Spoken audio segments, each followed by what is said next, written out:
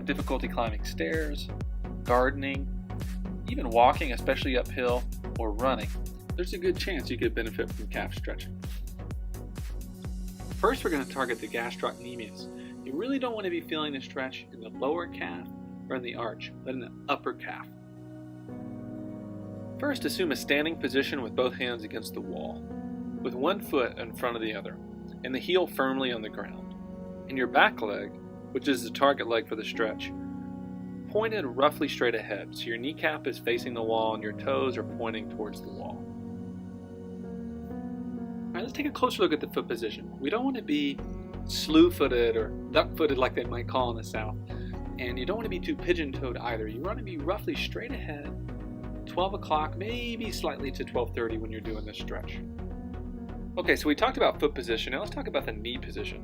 So take a look at my ashy knees there. It's a Utah winter, so cut me some slack. But look, the knee's rolled in. Look how that affects the foot alignment. You roll the knee out. Look how that affects the foot alignment.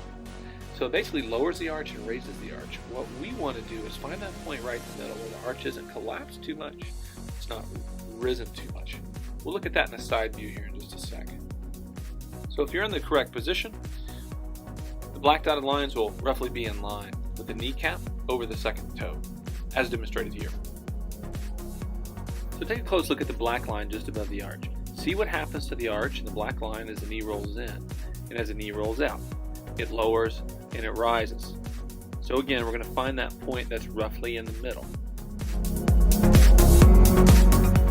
The other thing that's important that can make the stretch even more aggressive is if you push against the wall, almost like you're pushing through your body into your heel, keeping the heel firmly on the ground.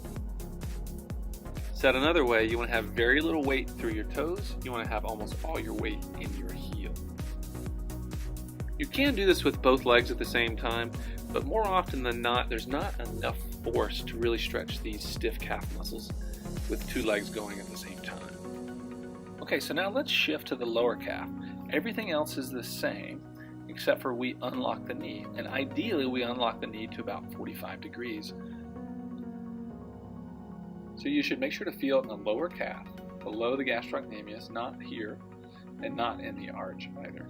And if you can get to near 45 degrees or past, keeping your heel on the ground and your arch and knee in the proper position, you probably don't need to stretch. And if you want to get more aggressive, one option that most physical therapy clinics have is a slant board. This one's not adjustable, so I prefer the ones that are adjustable, but take a look at this if you really want to get aggressive. What the slant board does is really helps you keep the weight of your heel down on the ground. Otherwise, everything else is roughly the same as the previous stretches that were shown to you. Now I want to show a very important variation, targeting the short and long toe muscles. We're going to get the arch and sometimes the plantar fascia as well as these very deep muscles in your calf, which are really your toe muscles. When you do this, make sure to bear weight on the balls of the feet and not on the tips of the toes. Close up here, keeping the ball on the wall, keeping the heel firmly down on the ground, keeping the arch relatively neutral. Maintaining the neutral knee and arch position, take the knee towards the wall and try to get that stretch in the arch and the deep calf muscle. There are a lot of variations and modifications of this technique which a physical therapist at Fast Track can help you with. Good luck.